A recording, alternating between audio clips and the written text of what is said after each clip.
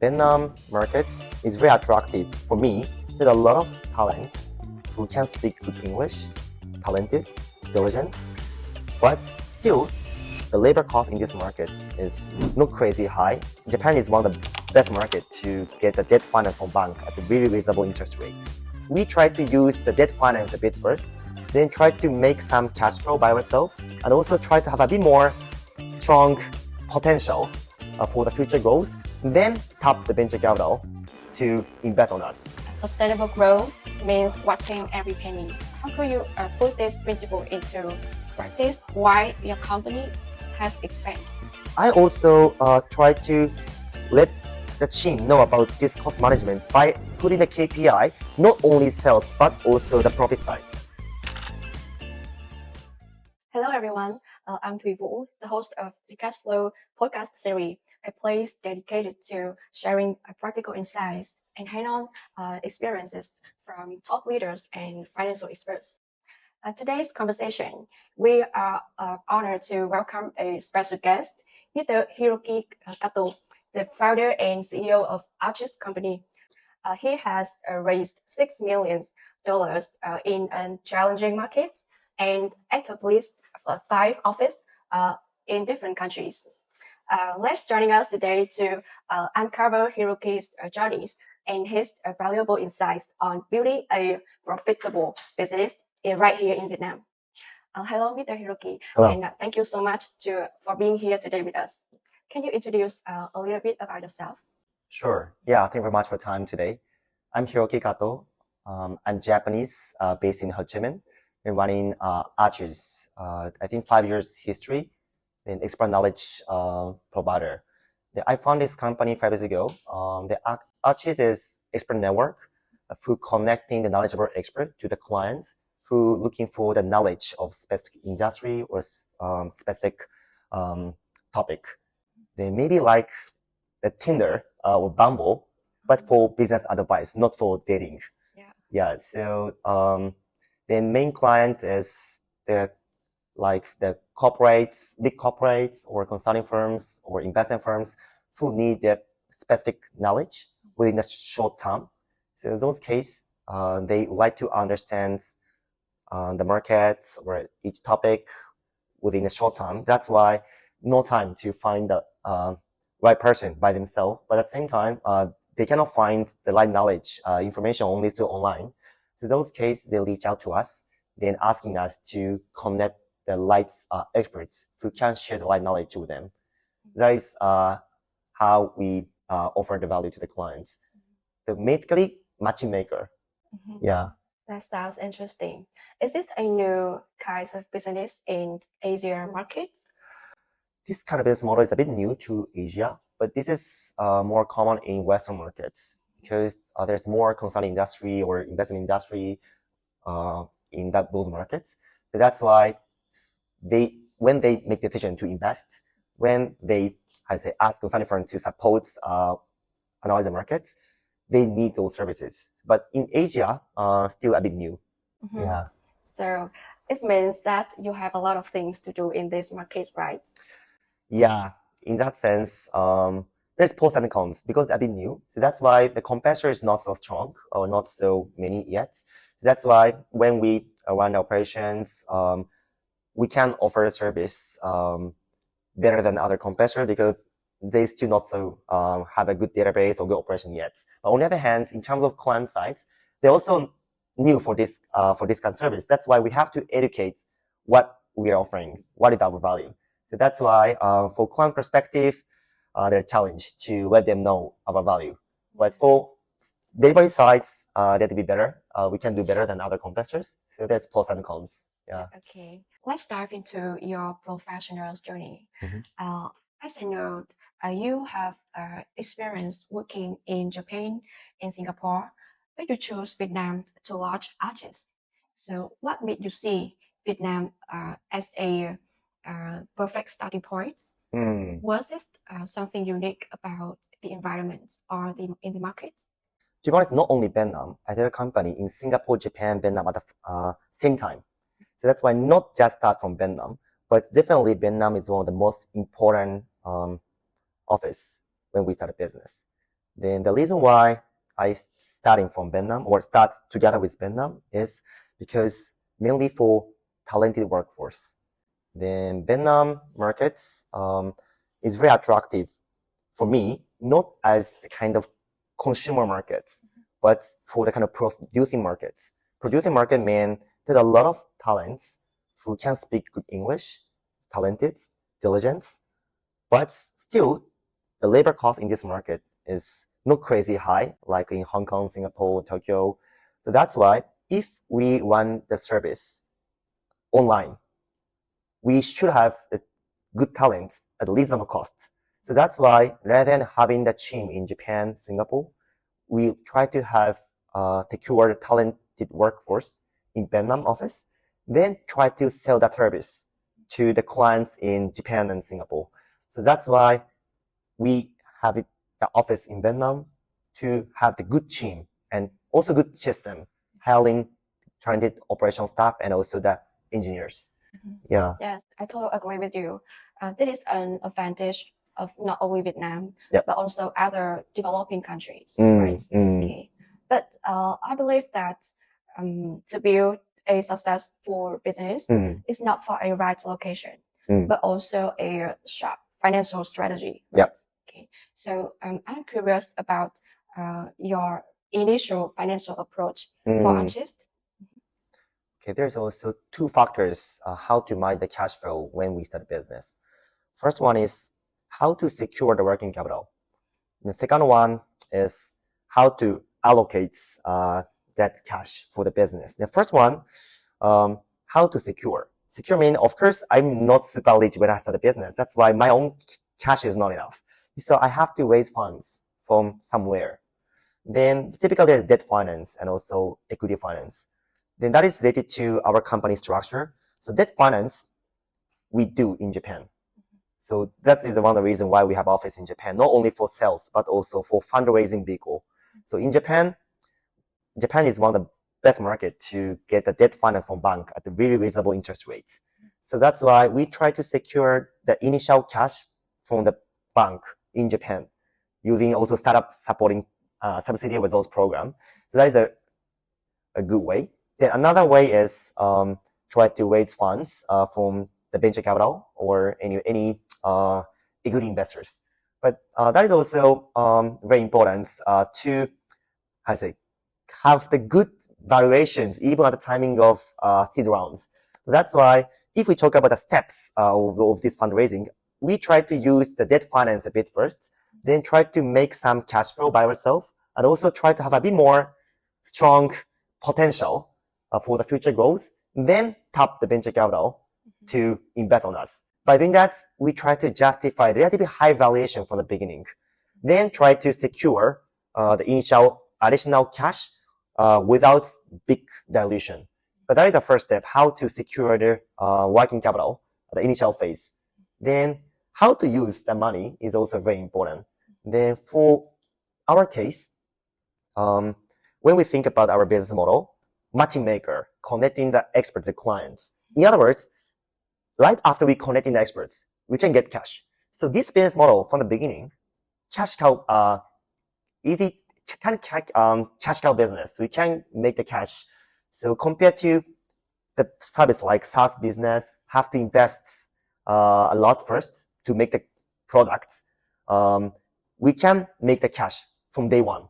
So that's why for the beginning, we can manage the cash very easily. This is because of business model.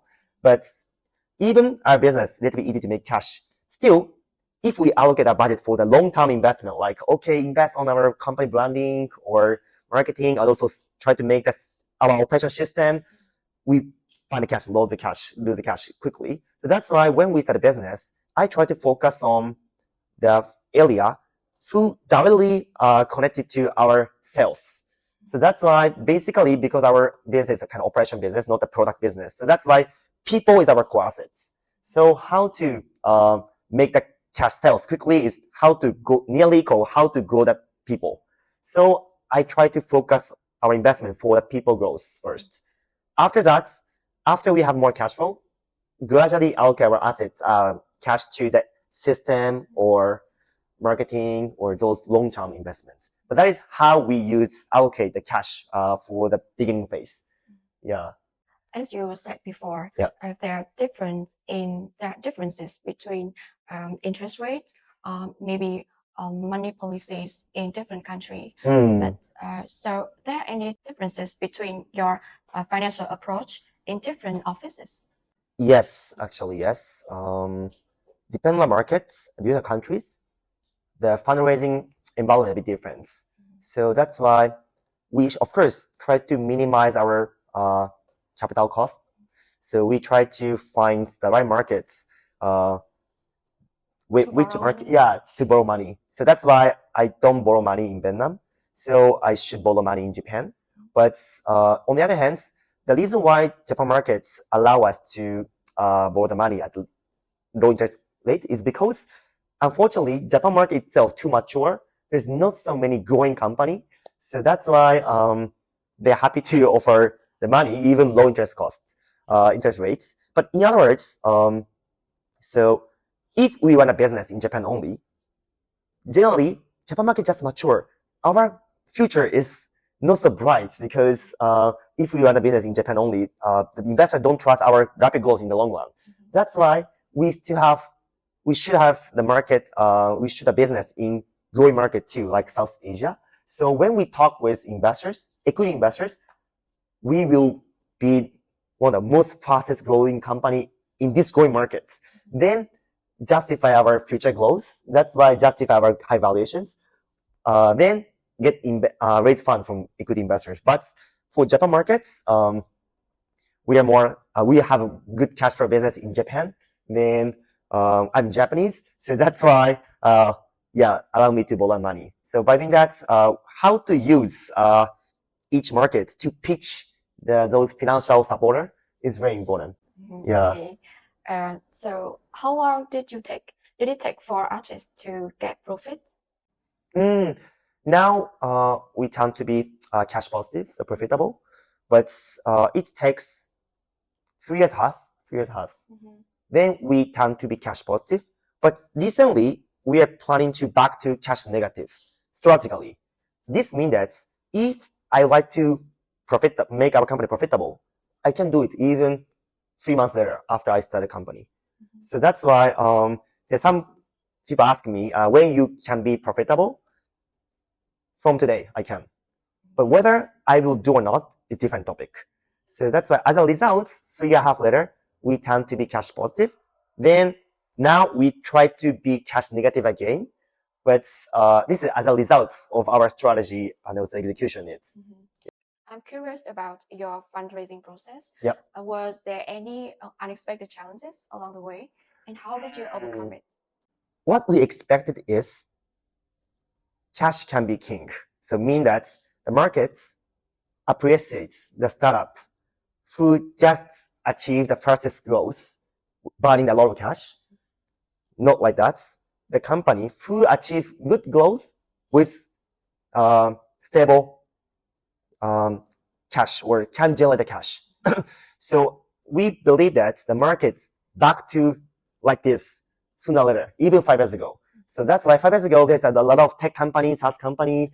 As long as I can achieve 3 times, 5 times sales growth, it's okay to burn cash unlimitedly. But because I come from financial industry, that's why I'm really doubtful about these markets because it's that crazy. Also, their variations cannot be justified in the long run. So that's why sooner or later, the market back to be normal. Then they will, because the variations, how to validate the company, basically EBITDA multiple, right? So how much EBITDA they can generate for the next, for the 5 years or then, okay, 8x. Well, that is a typical way to evaluate a company. But startup industry a bit crazy. So that's why I really care. Okay, when the market is crazy, we invest a lot. Then we try to achieve the fastest growth. But when the market back to normal, we try to compromise our rapid growth a bit, but show we can generate cash. So that's why this is, as we expected, market collapse, then back to normal. So that's why we try to change our business operation rapidly, right after the stock markets change.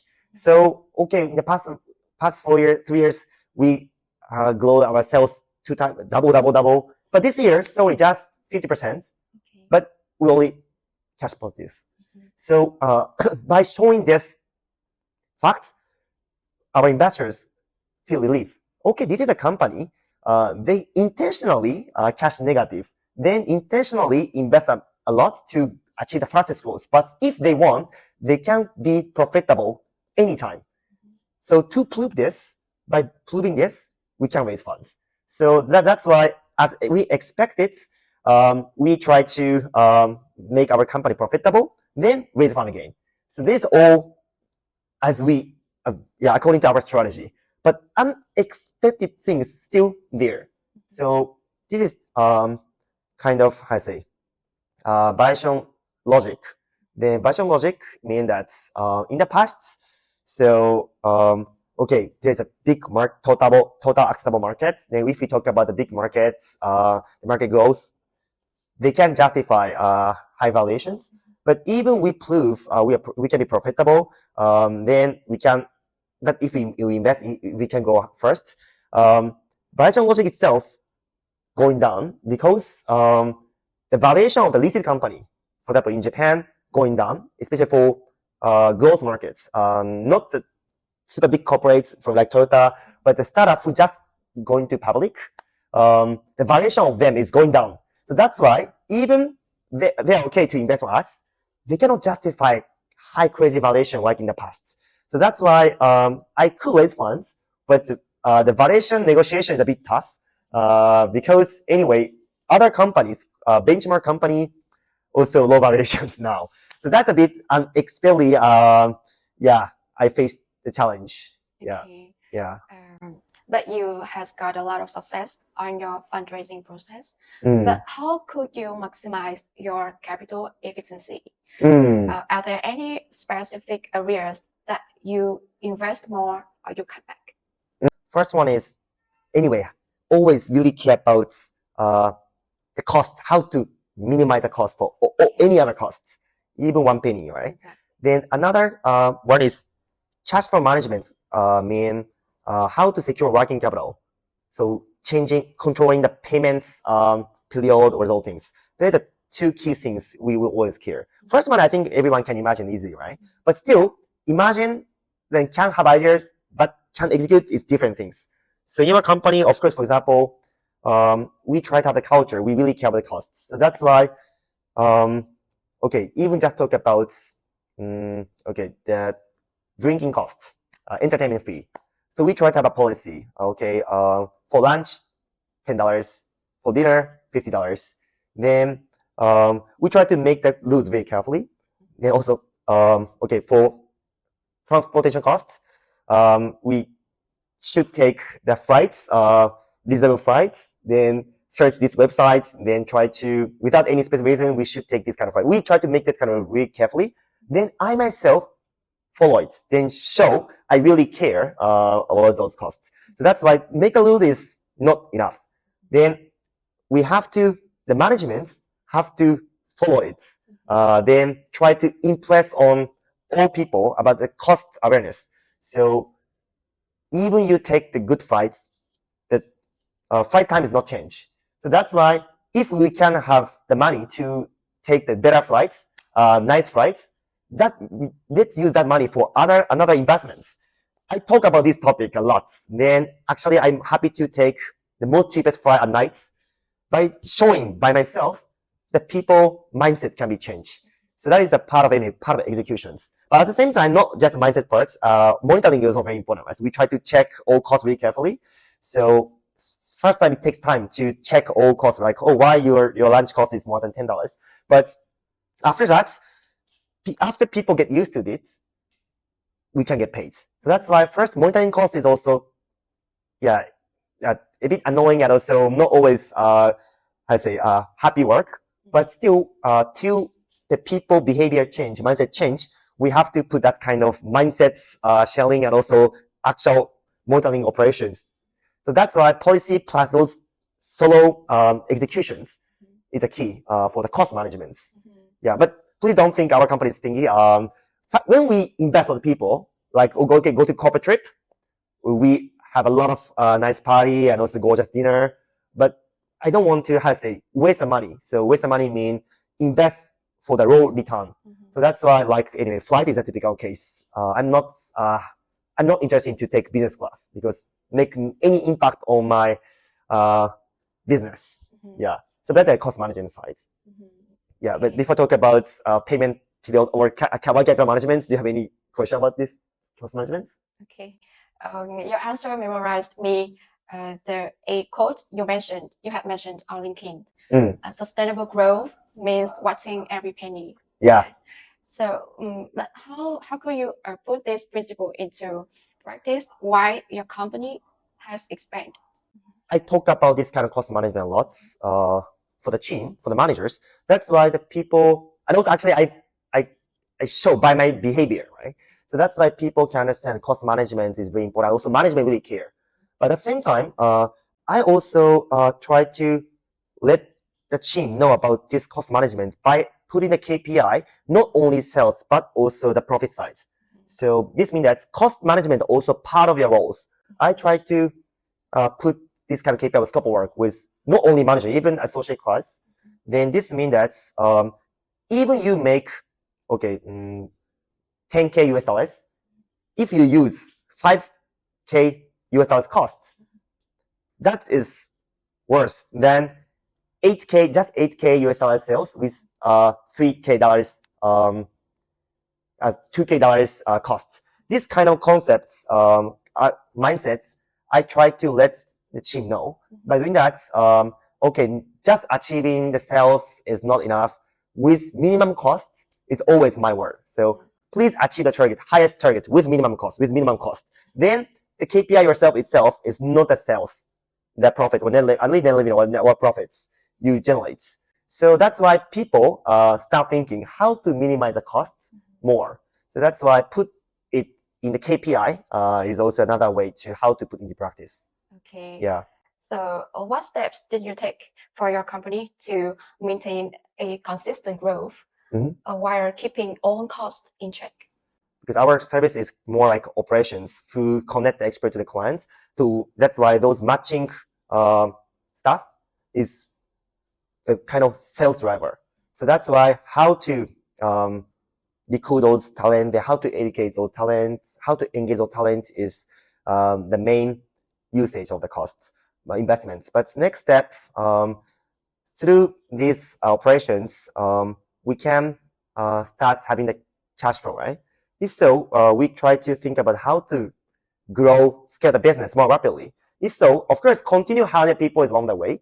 But now, for example, if we have 150 people, rather than educating the people, manager, associate one by one, try to having more strong system, help everyone to improve their productivity at the same time, dramatically. That can be big impacts. And also for clients acquisition sites, not only in the past, we just same for the operation sites, we just hire the sales staff, educate them, then try to do the pinpoint sales like referral or have the email or LinkedIn approach. But if we have 30 sales, they help them to perform better. Try to start investing in company branding or marketing. As a result, make all our operation side or sales sides performance better. Then in total, if we invest a lot, we can get paid. So impact getting bigger. So that's why once we have some scale for both operation side and sales side, we start investing more long-term investments like marketing branding and also the system. So, but some companies misunderstood. We should have a system from the beginning. We should invest on the marketing first, but not get paid, because even we have nice system to help our operation better, amount of operation is just 10%, 20%. So if so, yeah, the impact of the cost saving is very limited. The impact of the sales performance improvement is limited. So that is the typical 2 steps, how I use the cost well for our sustainable goals. Yeah, but there's more topic, but if I talk simply, yeah, that's a typical two step. Okay, I understand. Now you are running 5 offices in different countries, right? Yeah. So how do you manage and monitor the profitability the profitability in each region? And are there any unique challenges you face to maintain the financial health across different markets? So overall, how to manage the cash is not different, even just one office or 5 offices. But still, like I took a bit at the beginning of this sessions, depending on markets, we have a bit different fundraising strategy or different function per each. So that's why I try to take advantage of those multiple office. We try to have some additional, scheme per each. For example, Japan markets, debt finance vehicle. So that's why if we try to continue getting the good debt finance from Japanese bank, this entity should be cash positive. So because bank don't want to give the money to the startup through just buying cash. So that's why we try to make Japan entity cash positive. But other markets, other entity, we don't plan to do that debt finance. That's why cash negative is okay, for example. But on the other hand, for example, if you think about the corporate tax, Singapore is the best market. So Japan, Vietnam, corporate tax is a bit high. If so, if we make profits, we also like to have the profit in Singapore office more than in Japan, more than in Vietnam. If so, we also have to think how to make the profit in Singapore more. But on the other hand, we have a big operation team in Vietnam because here is the producing markets. That's why we have a lot of people here. If so, we need the cash for Vietnam market to pay the salary. Okay. But Vietnam markets a bit complicated because of Vietnam law. So if we pay to the Vietnam markets, Vietnam company from the following even internal deal, if Japan entity paid some fee to Vietnam entity, we have to pay 10% tax. If so, we should have the sales in Vietnam too, because if we try to do the internal deal, we lose 10% profits. So that's why we have to think multiple topics at the same time. So if just one entity, very simple. But having multiple entities sometimes can be an advantage, but sometimes can be weak points, because not only just management, the financial things, but also we lose some cash by this kind of internal deal. So that's why how to make this multiple operations structure be advantage, not a disadvantage, is what our finance and marketing team always think a lot. Yeah, so I cannot share everything here, but there's tons of topic. That's why if the startups who are not confident to manage this kind of a lot of financing accounting structure to take advantage, I do recommend them to just have one office, one country. They focus on grow the business first. So that's why in the end, I think it's good to have the multiple office now. But if I reflect in the past 5 years journey, first 3 years, maybe I don't need to have many office. Yeah, that's my honest feedback. Exactly. Try to many office can bring some benefits only after we have enough capability to take to manage it, handle this, having a good financing accounting team. Okay. Yeah. I know. Let's look ahead. Yeah. What's next for artists to get profit? Mm-hmm. I mean, are there any strategies or practice you are focusing on now? Mm-hmm. Maybe even scale further in the future? Maybe 3 ways. So the first way is, anyway, scale the business. Scale the business is very important because the ratio of the fixed cost going down, right? So that's why the more we can even just run the same operation, same business, the fixed cost ratio is going down. As a result, we can make more profits. So that's why continue scaling business is the first one. The second one is more long-term investments. Long-term investments to change our productivity. Then this is related to what I just mentioned before. So like system integrations, especially AI integrations to our operations. Then also company branding. Then also like the operation excellence. Not only just technology, but also more manual or those kind of regular efforts, right? So how to make more manual, how to implement it, how to educate the team, how to engage the team. Those efforts to anyway improve our productivity of the people is super important. Then in the past, we always prioritize how to make sales more, then how to make more net revenue by scaling the people. But that's good. But we always think how to improve the productivity more, efficiency more by the system adoptions and also company branding. Those two things is more long-term investment. But now we have more budget to do that. So that's make a big impact on our profitability. The third one is how to upsell to the clients. This is also very important. So most easy way to include the profit is include the price. But to justify the higher pricing, we have to offer better value. So that's why we always think we never sell up service cheap. So that destroy our business. But how to increase the price 10% even more next year is what we always thinking, because that 10% price increase is increase our profit 10%.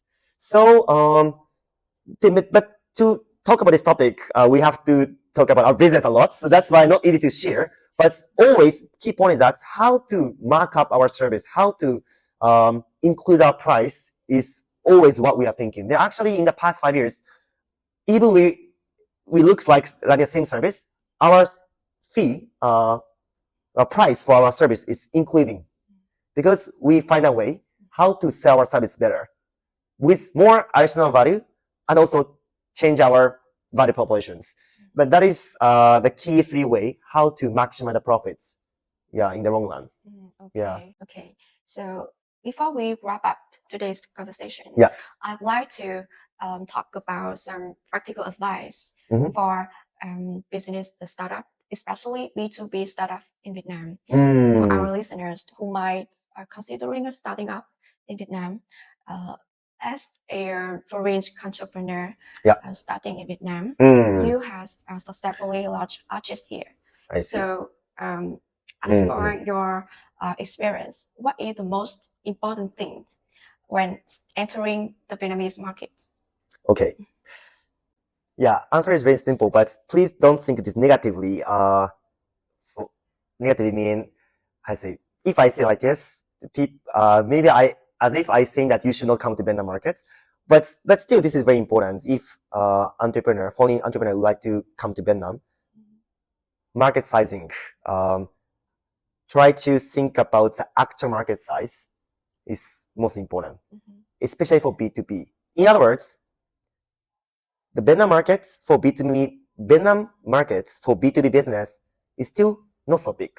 That is always the key things they should care really. They should think really carefully. Then this is a common mistake for like maybe Western people or Japanese or Chinese company who like to enter into Vietnam, because Vietnam is growing. That's why they also population is big. That's why there's a market. That is a big misunderstanding. So if they would like to do that B2C service and also the big market like F&B, healthcare, details, it's still the market there. But if B2B service, the market size is not such big like the populations. Then if they misunderstood, Vietnam market is a good market for B2B users, they run out of cash. So that's why, first of all, anyway, market sizing, then total accessible market, or not only TAM, some, they really should care before they enter into this market. Then the first step. The second one, even the market is not so big yet, in the longer run, they like to see the big potential here. That is one of the reasons why we have us here. It's okay to come to these markets, but if so, try to have the cash cow business, because in a long-term strategy, right? Long-term business, not 5 years, not 10 years, 20, 30 years, even 50 years, strategy they should have if they like to make a sales in Vietnam markets. So that's why they should have the share in this market. Then as the market grow, they can make the sales if they have a good share because they are early, they're first mover. But anyway, amount of sales, even they get a 80% share of this market, the sales is very limited. So that's why they should have the cash cow business, try to keep that kind of operations or I should say share in Vietnam. Then where they can the cash, usually try to get the cash from other developed countries. Then try to invest this market. This market is no market to make the cash cow. So we make a lot of cash in Japan market or other markets, but in South Asia, unfortunately, we're not so profitable. I didn't talk about our profit. Our company itself come to be cash positive, but I didn't talk about breakdown. But to be honest, transparently, South Asian markets cash negative. Other markets cash positive, a lot. So that's why I can continue investing in these markets. Then because I trust the future of these markets, growing markets, but I'm not trust the cash, cash cow in the next few years in these markets. So that's why if you like to do the B2B markets, first, please don't expect too much about the market size. So you should focus on market growth. So that's why second, you should not expect you can make profit here. So this is not a market to make the cash. These are markets to invest for the long term. So that's why you should have the cash cow business if you stay here. Yeah, that is what I'd like to share with the new challenger in these markets. Okay, thank you. Yeah. Such a practical advice. Yeah. Let's talk about cash flow management. Yeah. Okay, it is a essential part of any businesses. Yeah. So, what are common mistakes that you have seen in maintaining or managing cash flow? There's many cases, but yeah, if I share some typical case, first one is too optimistic business planning. Typically, overestimate their sales. So I think the audience, clever audience already know this fact, but anyway, 10% sales decrease seems not so serious, right? But seems very serious because the 10% sales decrease make big impact on the profit side. So that's why many entrepreneurs make very optimistic business plan. Then as a result, even they can achieve 90% sales, they will be gone bankrupt because profit forecast is just 10%. Then 10% sales down, make lose all profits. That's often happens. So that's why to make when you make the business planning, they should have positive and also conservative case. Then when you pitch the investors, you should use aggressive case, positive case. But when you manage the company, you should use a conservative case. So, but anyway, this is a big mistake. Business planning too optimistic, and also they don't have the conservative case plan. So that is the first case, first mistake case. The second one is I share bits. To make profits, not just cost cuts, but also how to increase increase the price. This increase price parts sometimes they forget. Yeah, but to be honest, if your service is good enough, small price increase, the client never care. So that's why if you really care about your cash flow management, of course you should cut your diet, cut your fats, right? So then you should find a way to minimize the cost, but at the same time, just include the price. Okay. That's help you a lot. Yeah, but most people just focus on cost cuts. Then you lose the sales. Then like the first case anyway, sales decrease make big impact on the profit too. So that's why cost cut is good, but try to think about how to increase that price first. Yeah, that is maybe the second, not mistake, but the second case that people forget about it. Yeah, there's much more. But yeah, if I talk about third one, not only cost, but anyway, these are cash flow management. That's why how to change the payment term, like how to get the pay in advance. Like our company, we are right after we matching the expert, we can get paid. That's why we can get cash. But even more, we need the cash in advance. So that's why we ask our client to pay in advance by credit package. then we try to get the cash first.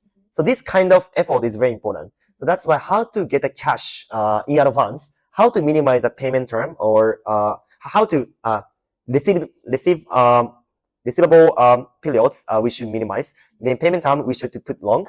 Those efforts, accumulation of those efforts change a lot.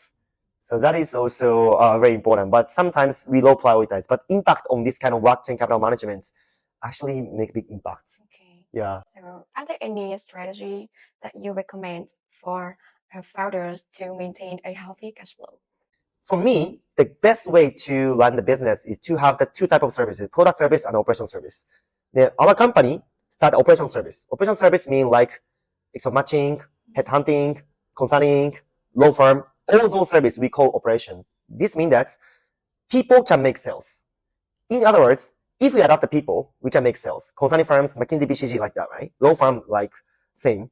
That's why they sell their time, they can make money. Those cases, they're easy to manage the cash.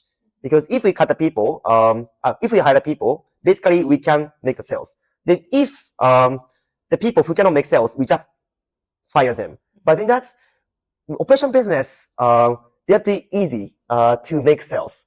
More product service, like okay, maybe Slack or Graph, those services without established product, we never get sales, right? So that's why I try to have the operation service first, then we invest on product service. That is good balance. So just focus on product service without any cash cow service like operation service. Sometimes face to the difficulty or the cash flow management, because some cases these products settle governments get delayed, then product market fit delay, cannot make cash than we expected because the fast adapter is not so big like we expected. That's often the case. But if we have stable operation business beside it, we can manage it. So that's why I try to have the operation service business is one of the good way to manage it. But this is a business, right? So that's I try to have the business, two business is not easy. That's why this is a fast, my suggestion, but it's not easy to do that. But we're actually doing this. Then second case is still try to look for the controllable, try to control the budgets. The control the budget mean long-term investment and short-term investments. The short-term investment is try to get the return quickly. Long-term investment, of course, try to get return in the long run. So that's why try to make it clear. If you like to manage the cash flow, so try to allocate the short-term quick win more than long-term investments. So that's why when you think about the cash allocations or budget allocations, not only ROI for the 5 years. Okay, when this return come, so next month, next week, or 5 years. So this part, the founders should really care. Okay. Yeah. Lastly, the last question. What advices you should give to B2B founders who look to scale their business while maintaining their profitability? I mean, how they ensure they are on the way to a long-term success in a competitive market like Vietnam? First one is try to have two types of service. So operational service, product services. Then people tend to think light of this kind of operational service in the past because this operational service not always make big impact on valuations. But we're talking about PL now, right? So cash flow is more like, so not the variations only, right? So more like how to make the good cash flow and PL operational services good fit. So that's why I understand founders always try to achieve the big capital gain. They can be unicorn, but variations logic can be changed in the markets, and also those big investments can make sometimes unexpected result, right? So that's why try to have the stable business like operation service, then which can make cash flow. Then also try to invest on products. Those two combinations can make the business more sustainable. And especially recently, investors also appreciate this kind of company. So compared to a few years ago. So that's why I do recommend them to have those two type of service in one company. So that is the first one. The second one is, anyway, so try to think about the budget allocations for with a time frame. Anyway, people sometimes invest a lot for the long-term results.